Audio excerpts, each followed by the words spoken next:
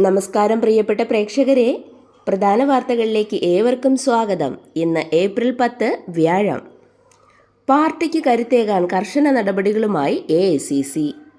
പാർട്ടിക്ക് വേണ്ടി പണിയെടുക്കാത്തവർക്ക് പദവികളിൽ നിന്ന് നിർബന്ധിത വിരമിക്കലുണ്ടാകുമെന്ന് കോൺഗ്രസ് അധ്യക്ഷൻ മല്ലികാർജുൻ ഖർഗെ. സംഘടനാ പരിഷ്കരണം മുഖ്യ ലക്ഷ്യമാക്കി നടത്തിയ AICC സമ്മേളനത്തിനെത്തിയ 1700-ൽ പരം പ്രതിനിധികൾക്കാണ് ഖർഗെ മുന്നറിയിപ്പ് നൽകിയത്. പാർട്ടിക്കായി ജോലി ചെയ്യാത്തവർ ഒഴിയണം എന്നും അദ്ദേഹം വ്യക്തമാക്കി. മുംബൈ ഭീകരാക്രമണ കേസിലെ പ്രതി പാകിസ്ഥാൻ വംശജനായ കനേഡിയൻ വ്യവസായി തഹാവൂർ റാണയെ ഇന്ന് വ്യോമസേനയുടെ പ്രത്യേക വിമാനത്തിൽ US-ൽ നിന്നും ഇന്ത്യയിലെത്തിക്കും. ഇന്ത്യക്ക് കൈമാറുന്നതിനെതിരെ റാണ നൽകിയ ഹർജി US സുപ്രീം കോടതി തിങ്കളാഴ്ച തള്ളിയിരുന്നു. ഇതോടെയാണ് നിയമ തടസ്സങ്ങൾ പൂർണ്ണമായി നീങ്ങിയത്.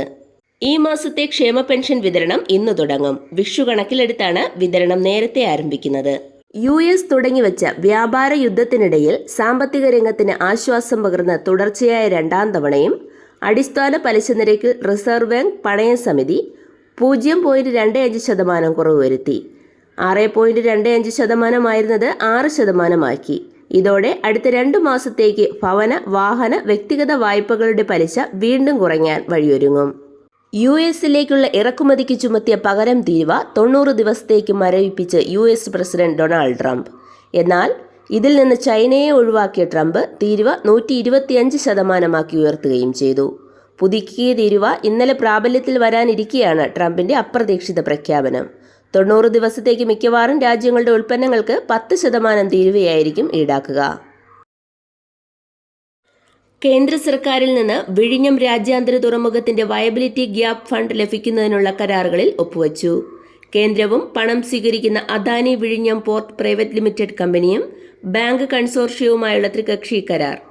തുറമുഖത്തു നിന്നുള്ള വരുമാനത്തിന്റെ 20% ലാഭവിഹിതം കേന്ദ്ര സർക്കാരുമായി സംസ്ഥാനം പങ്കിടാമെന്ന കരാർ എന്നിവയാണ് ഒപ്പുവച്ചത്. 99% ആശമാരും സമരത്തിലില്ല. സമരം ആരോഗ്യ മേഖലയെ ബാധിക്കുന്നുമില്ല എന്ന് മുഖ്യമന്ത്രി. ചർച്ചയിലൂടെയും അല്ലാതെയും സർക്കാർ ഇതുവരെ നടത്തിയ ഇടപെടലുകളുടെ വെളിച്ചത്തിൽ സമരം ചെയ്യുന്ന ആശാപ്രവർത്തകർ സമരം അവസാനിച്ചു പോവുക എന്നതാണ് ഇനിയുള്ള വഴിയെന്ന് മുഖ്യമന്ത്രി പിണറായി വിജയൻ. സമരം തുടർന്ന് ആശാ വർക്കർമാർ കത്തിപ്പടർന്ന് 60-ാം നാൾ. പാതി വില തട്ടിപ്പ് കേരളത്തിലെ വലിയ സാമ്പത്തിക കുംഭകോണമെന്ന് ഹൈക്കോടതി. മുണ്ടക്കൈ ചൂരൽമല 105 സ്നേഹഭവനങ്ങൾക്ക് ശിലയിട്ട് മുസ്ലിം ലീഗ്. വിവിധ ആവശ്യങ്ങൾ ഉന്നയിച്ച് ലോക്കോ പൈലറ്റുമാർ പാർലമെന്റ് മാർച്ച് നടത്തി. വന അവകാശ രേഖ കൈമാറിയ 566 പട്ടികവർഗ സങ്കേതങ്ങളെയും റവന്യൂ ഗ്രാമങ്ങളായി പ്രഖ്യാപിക്കണമെന്ന് മന്ത്രി K. രാജൻ അറിയിച്ചു. ഇതോടെ 29,166 കുടുംബങ്ങൾക്ക് വന അവകാശ രേഖയിലൂടെ ലഭിച്ച 38,582 ഏക്കറിന് കരം അടയ്ക്കാം. സർവകലാശാലകളിൽ 4,000 പേർക്ക് താൽക്കാലിക നിയമനം. താൽക്കാലിക നിയമനം എംപ്ലോയ്മെന്റ് എക്സ്ചേഞ്ച് മുഖേന നടത്തണമെന്ന സർക്കാർ ഉത്തരവ് പോലും കാറ്റിൽ പറത്തിയാണ് ഈ നടപടിയെല്ലാം. റദ്ദാക്കിയ തസ്തികകളിൽ അത്യാവശ്യ ഘട്ടങ്ങളിൽ താൽക്കാലിക നിയമനം നടത്താമെന്ന സർക്കാർ ഉത്തരവ് മറയാക്കിയാണ് ഈ അട്ടിമറി.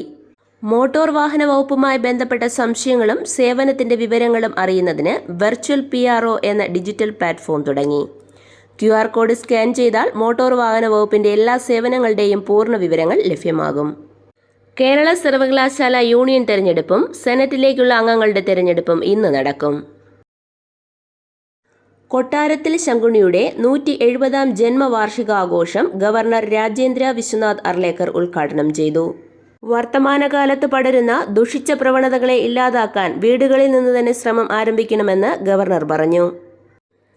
ലഹരി വിരുദ്ധ പ്രവർത്തനങ്ങളുടെയും ബോധവൽക്കരണത്തിന്റെയും ഭാഗമായി ഈ മാസം 16-ന് മതമേലധ്യക്ഷന്മാരുടെ യോഗം വിളിക്കാൻ സർക്കാർ തീരുമാനിച്ചു. 17-ന് സർവകക്ഷി യോഗം ചേരുമെന്നും മുഖ്യമന്ത്രി അറിയിച്ചു. ഗാസയിലെങ്ങും ഇസ്രയേൽ ആക്രമണം. ഗാസ സിറ്റിയിൽ 29 മരണം, 55 പേർക്ക് പരിക്ക്, 80 പേരെ കാണാതെയായി. വിവിധ സ്ഥാപനങ്ങളിൽ തിരിച്ചറിയൽ നടപടികൾക്ക് ആധാർ ഫോട്ടോ കോപ്പി നൽകുന്ന രീതി വൈകാതെ അവസാനിപ്പിക്കും. മൊബൈൽ ആപ്പിലൂടെ മുഖം തിരിച്ചറിയാനുള്ള ഫേസ് ഡിറ്റക്ഷൻ സാങ്കേതികവിദ്യ ഉപയോഗിച്ച് വ്യക്തിയെ തിരിച്ചറിയാനുള്ള സംവിധാനം ഉടൻ ലഭ്യമാകും. സ്വാമി ദയാനന്ദ സരസ്വതി ആര്യസമാജം സ്ഥാപിച്ചിട്ട് ഇന്ന് 180 വർഷം. കേരളത്തിൽ ഇന്നും സജീവമായ കോഴിക്കോട്ടെ ആര്യസമാജം 100 വയസ്സ് പിന്നിട്ട് കഴിഞ്ഞു. അധ്യാപകർക്കായുള്ള പ്രത്യേക കേറ്ററ്റ് പരീക്ഷയുടെ വിജ്ഞാപനം പ്രസിദ്ധീകരിച്ചു. ഇന്നു മുതൽ 19 വരെ അപേക്ഷിക്കാം.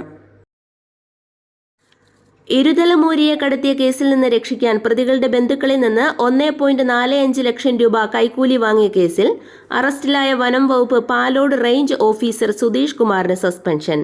അടുത്ത മാസം 31-ന് വിരമിക്കാനിരിക്കെയാണ് നടപടി.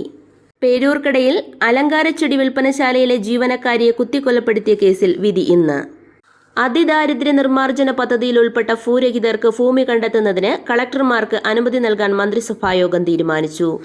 വിവിധ വകുപ്പുകൾ ഉപയോഗിക്കാതെ കിടക്കുന്ന ഭൂമി സുനാമി പുനരധിവാസ പദ്ധതിയുടെ ഭാഗമായി നിർമ്മിച്ച ആൾ താമസമില്ലാത്തതുമായ ഫ്ളാറ്റുകൾ, വീടുകൾ എന്നിവ ഇതിനായി വിനിയോഗിക്കും. ഓൺലൈൻ ട്രേഡിംഗ് 1.51 കോടി തട്ടിയെടുത്ത പ്രതി അറസ്റ്റിൽ. സംസ്ഥാന വ്യവസായ വകുപ്പിന് കീഴിൽ പ്രവർത്തിക്കുന്നവയിൽ ലാഭത്തിലുള്ള പൊതുമേഖലാ സ്ഥാപനങ്ങളുടെ എണ്ണം കഴിഞ്ഞ സാമ്പത്തിക വർഷം 18-ൽ നിന്ന് 24-ആയി ഉയർന്നു. പൊതുമേഖലാ സ്ഥാപനങ്ങളുടെ സഞ്ചിത പ്രവർത്തന ലാഭം 134.56 കോടി രൂപയായി വർദ്ധിക്കുകയും ചെയ്തു. ബോണക്കാട് കുരിശുമല തീർത്ഥാടനം ആദ്യഘട്ടത്തിന് ഇന്നു തുടക്കം. സ്വർണ്ണ പണയ വായ്പ ചട്ടങ്ങൾ കർശനമാക്കാൻ റിസർവ് ബാങ്ക്. കഴിഞ്ഞ സാമ്പത്തിക വർഷം ഇന്ത്യയിൽ നിന്ന് മൊബൈൽ ഫോൺ കയറ്റുമതി 2 ലക്ഷം കോടി രൂപ കടന്നതായി കേന്ദ്ര IT മന്ത്രി. ഇതിൽ 1.5 ലക്ഷം കോടി രൂപ ആപ്പിൾ ഐഫോണുകളുടെ കയറ്റുമതിയിൽ നിന്നാണ്. സ്വന്തം പ്രദേശത്ത് ഏതു കമ്പനിക്കാണ് മെച്ചപ്പെട്ട മൊബൈൽ കവറേജ് എന്ന് പരിശോധിച്ച് ഇനി സിം വാങ്ങാം. രാജ്യത്ത് ആദ്യമായി ഡീസൽ കാർ വിൽപ്പനയെ പിന്തള്ളി CNG കാറുകൾ. കായികം. IPL രാജസ്ഥാനെതിരെ ഗുജറാത്തിന് 58 റൺസ് ജയം. Sai Sudarshan player of the match. ഇതോടെ ഇന്നത്തെ പ്രധാന വാർത്തകൾ സമാപിക്കുന്നു. നന്ദി, നമസ്കാരം.